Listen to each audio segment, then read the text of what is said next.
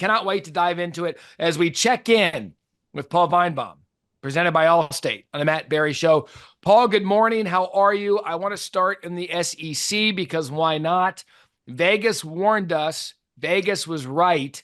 Texas A&M goes into Columbia and gets upset by the Gamecocks. Not only upset by Beamer and the boys, they got beat down.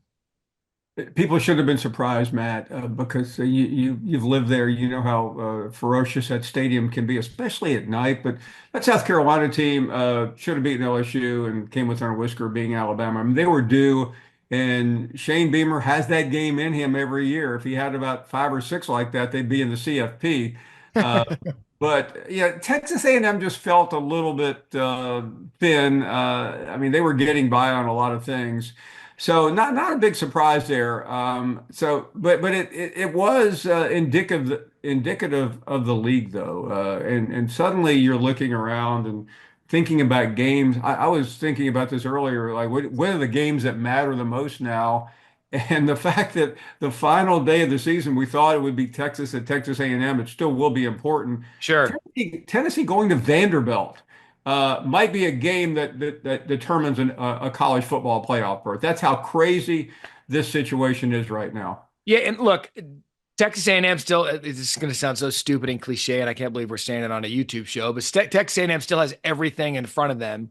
It does. But to your point, it was kind of like the Mike Elko story is still great, what he's done in year one based on the expectations when he came there, which were none because of what happened in the prior regime. But the fact that he still has them in position, but you kind of just felt at some point it would fall out a little bit because I'll say this as kindly as I can. They were at the top of the SEC standings. I don't think anyone looked at them and was like, that's the best team in the SEC. Do I have that right? Yeah, and by the way, I mean I think they're going to exit pretty quickly here because I mean they have a trip. Well, by the way, every time I'm about to say a schedule, I start to laugh. They have a road game at Auburn. Let me cue up the band for the laughter. But it's down to the Texas game. Everyone's going to have these eliminator games, Matt. Sure. And to me, that's really what the story is. I mean, we're going to get hung up on Tuesday night with whatever the CFP says, just like up and down the dial, they're going to be pointing at 7 battleground states. I am. It's not like I'm not going to pay attention, but I'm really not going to pay that much attention because these games are going to speak. I mean, next weekend we got 3 SEC teams that are on the brink in 2 showcase games. Ole Miss loses, they're gone. Loser Yeah. of Alabama, LSU, they're gone. Now you have Texas A&M on the brink every time it plays. So that's really what is important, not what this committee chairman comes out and talks about, whether Penn State's win over Illinois trumps Georgia's win at Texas and Alabama's win against Georgia. I mean, we'll let them talk, but guys like us are going to tell people what's really happening. Yeah, Ward Manuel, he's the committee chair, obviously the AD at Michigan, which will be interesting because the Michigan Notre Dame history, Notre Dame's going to factor into a lot of this. We'll get to them later. No conflict for him this year. At all. Yeah, no, they're 5-4 is Michigan. There will be a new national champion. I want to touch on, we'll touch on the SEC big picture in a moment, but look, I know the Georgia fans get pissy with us because they say all Georgia does is win and you guys bash them, but there's no one that could watch the first half of yesterday's game and Carson Beck and tell me that Georgia team is dangerous. They let a Florida team hang around with a 3rd-string quarterback and a 2-star kid that came from the Ivy League that never really played, hang around with them pretty much the entire game until Georgia does what they do and they pulled away late. You can't convince me right now. This could change in 2 weeks, but Paul, that was not good. No, Tim Tebow told me on Friday Carson Beck's still having a great year, and it's really the fault of his receivers. And I watched that yesterday, and I watched him overthrow a lot of receivers, as you did, Matt. And I mean, Georgia could easily lose Saturday to Ole Miss. Wouldn't he really be considered that shocking? And then can they get it back against Tennessee? I mean, that's just where we are right now. Mhm. And the other side of that game yesterday, I mean, Billy Napier just will not go away. Although I think he's close to now going away because the numbers game for him is insurmountable. That was a game he had to win, and obviously he didn't, and he's got to find a win somewhere against either Texas, LSU, or Ole Miss. I'm going to take that the other way, Paul. I think Billy Napier has done enough to stay. I think Billy Napier should get another year. Here's why. You look at that team yesterday, so many players out, their best players out, and they took Georgia 2020. I believe that was when they scored that touchdown to tie it. I believe that it was already in the fourth quarter. Yeah, no, it was time. 2020. And so here's the argument. And those who watch the Matt Barrie Show presented by Allstate or anything that we do enough, you know my thoughts on a coaching departure. You would better make sure who you're getting is better, part one. Part two, you would better make sure that the guy that comes in is not going to set the program back before he takes it forward. Will you grant me that Florida's playing hard for Billy Napier? I don't like at this point, who are you going to get? Like, who's coming in? No, I hear you. And listen, I think it's easier to make a compelling argument for him based on what almost happened this year. But spending the weekend with a lot of Florida fans, I'm just going to give you my impressions from talking to them. Yeah, yeah, Um, they're ready to move on. And really, the only thing that's keeping them with Billy Napier is Lagway. And now that Lagway is done, probably for the season. that's interesting. Yeah, And I don't know if there's a guarantee that he comes back. And I know that that's kind of baked into the cake. But I'm not positive of that. So I mean it may be a split decision which favors Billy Napier, because the only way I would agree with you to fire him is if you have somebody that is lock solid, because you can get away with it. I mean, he's done enough this year to show that he's capable. The problem that he ended up with, we all focused on those ending games, the stretch he's in right now. sure. FSU exited out. We didn't factor that Texas A&M early on and Miami were on the same level. So I mean, his schedule has just been.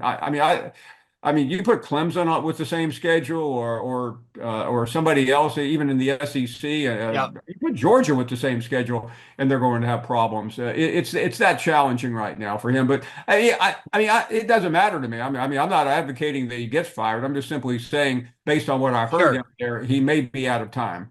Well, look, and now with Lagway, it's like, okay, they'll get someone because it's still got Florida talent. And granted, they're trying to develop it. I think he made some wrong decisions and players who he let leave that were there from the prior regime.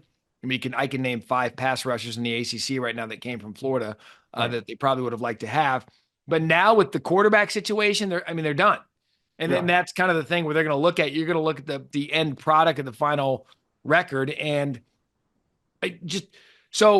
who's a home, like who would satiate Florida Gators taste? You're telling me it's Lane Kiffin? Again, I'm giving you this is, by the way, what I'm about to tell you may be as reliable as the presidential polls. I don't know. But I'm talking to people in the parking lot at Everbank Stadium. Good. So I'll say that on the front end. They want Lane Kiffin. You can agree or disagree, America, but that's who they are fixated on, and that has not changed in 10 weeks. So let's say, oh, this is so good. Let's say Lane, because look, segue to Ole Miss. That's how you know Paul and I have done TV together for a decade plus. We know how to segue into a segue. Let's just say, like the Ole Miss we saw yesterday against Arkansas, that's the one we're like, oh, there's Ole Miss. Let's just say, Paul, that hangs around because we know they play good defense. They didn't have everybody in that game. Let's just say that Ole Miss shows up against Georgia in Oxford on Saturday. And then what? If Ole Miss ends up 10-2, they're in. And by the way, that if that Ole Miss team travels back home, they do win the game against Georgia.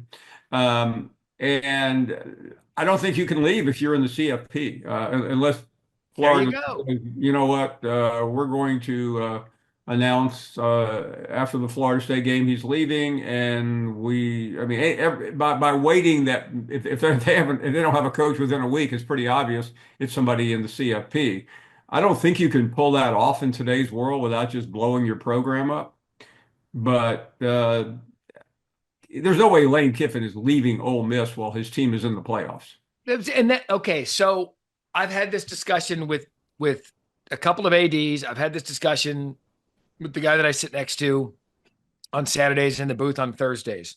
Look at what college football has done to itself in the good 12-team playoff, more teams in. Penn State losing yesterday doesn't matter because they're in the college football playoff if they go 11-1 based on their schedule. Same with Indiana if they're only lost to Ohio State. Okay, there's the good of it. Here's the bad of it. Programs, ADs, and everyone has now put themselves in a hijack situation where if you want to get rid of your coach in your program like Florida, who we both agree needs to be among the top 10 of the program annually, you're screwed. Because if you want to get someone that you believe can elevate them to the Steve Spurrier, Urban Meyer era, you either have to gamble and wait past the recruiting period or get someone that's not in the college football playoff with how good is that going to do you anyway? Yeah, I mean, the only thing you can do is completely lie and keep your coach and then fire him in January. You're still going to pay the same price though. Because whatever you get on signing day, you can lose the next day when you get rid of your coach. So it's a Hobson's choice. I don't know what Florida's going to do because the narrative on Florida is already baked in that they have an interim president who happened to be the president, the full-time president who Right. hired all these people. So I don't think that's really fair. It's just really the will of the people, and I don't know, Matt. There's almost the last time I heard from the Florida athletic director was exactly 10 weeks ago when he told me he was all in on Billy Napier. So he hasn't said another word since. You know what's stunning to me is I don't like if you ask me right now, which you didn't, but I'll say it anyway. If you asked me the program, like a health meter of the state of Florida football programs, obviously Miami. I think Mario Cristobal in Miami are on the doorstep of dominance for the next 5 or 6 years with the way he's Yeah. recruited. I get it. Cam Ward's a one and done, but I'm telling you, Cristobal can recruit as good as anybody in the country. We're seeing that. Miami's the healthiest program in the state. Florida, ironically enough, might be too. What's going on in Tallahassee? There's a difference between coming back to the pack after a remarkable undefeated season, but what are they? 1-7, 1-8. I would put UCF Yeah. healthier than Florida State. And so the fact that we're focusing all of our attention on Gainesville and Billy Napier and the Seminoles are just sitting here. I mean, it's like bottoms out bad. Yeah, the only caveat with Florida and keeping Napier is that they have the same schedule next year in reverse. So that means they go to Miami and they go to A&M. Mm-hmm. It's still brutal down the stretch. So that part is the same. But Matt, it's one of the hardest choices. Usually these almost impossible choices are obvious. This one's not. Yes. Yeah. I mean, there are probably coaches who are probably even in the SEC who might be more nervous today than Billy Napier, but that's just because he has lived on the hot seat almost since the day he got there. Yeah. And without the quarterback now, it's going to be nearly impossible. I was having a conversation with someone while I was on the road about coaching and kind of those logical steps, right? Like I believe Urban Meyer is the perfect test case for this in the way that he went Bowling Green, Mac, build the thing up a little bit. Who's this young guy with the cool name? Utah goes to Utah. Alex Smith, historical run, better than a mid-major. I know the Mountain West at the time, but it was Utah. They had a little bit of a foundation. Then he goes to Florida. Now, the way it started at Florida, watch Swamp Kings. Paul's a star in Swamp Kings. It wasn't exactly the greatest start until you insert Tebow Tim, and now the program's on a trajectory for national championships. I think Billy, who I still believe has a bright future as a coach, he kind of missed that step. Going from Louisiana Sun Belt right to one of the biggest programs in the SEC. And I look at a guy like John Sumrall, who Troy, Tulane now. I think Sumrall is going to be an SEC coach and a damn good one at some point because he's got that next step. Matt, you dealt with him the other day. I don't know him that well, but I've interviewed him. I've heard Summerall's name privately mentioned for two different SEC jobs who are not open at the moment. That's how hot he is about to become. I'm really glad you brought him up. And they're literally two schools right now. If they made a change, he would be first on their list. That's how well received and highly respected he is.